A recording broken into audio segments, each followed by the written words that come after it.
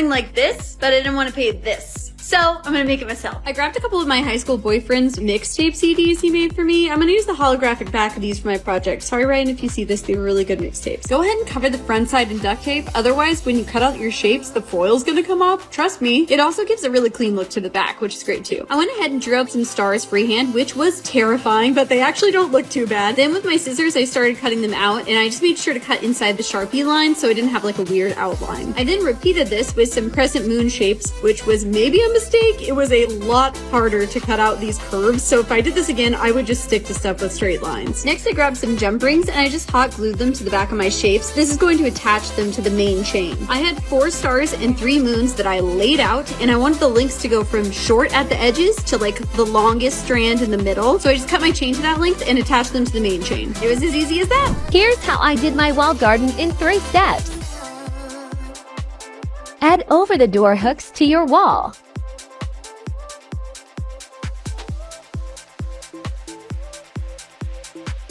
Grab some old bed slats and add your plants.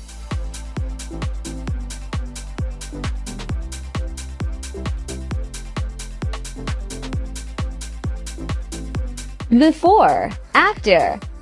Welcome back to part 2 of my current room makeover, which is my fiance's office/game room. Last week you saw me paint this black and white wall, and this week I'll be adding 1x2 slats to the corner to add a little more visual interest.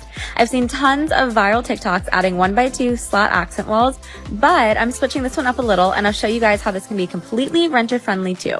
Instead of wood 1x2 boards, I'm using a thin PVC. It's easier to work with in my opinion, and it's currently cheaper too.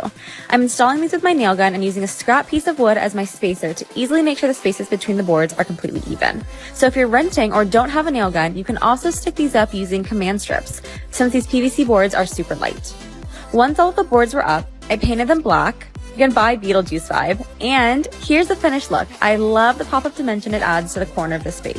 Saw these super cute mirrors from Lotta Blobs, but I actually thought they were picture frames at first, which they aren't, but then I needed them, so I'm gonna have to make them. I pulled out my polymer clay and got to work. Started out by rolling the color that I wanted into the longest snake ever, then on top of some parchment paper, which I only figured out the second round I did this as my first frame, stuck directly onto the mat, and I couldn't get it off, and I ended up having to scrap it completely. So yes, parchment paper. I measured out my 4x6 frame that I'd be using, and then I just started making all the squiggly lines around. When I got to where it should connect, I just rolled the 2 ends together to make it look seamless. Threw my creation in my crafting oven for 15 minutes, and it turned out great. Only thing left was to hot glue it to my frame, get rid of my fake picture child, and then add my own prints, and I love how these turned out. It's great that I can change up the photo whenever I want.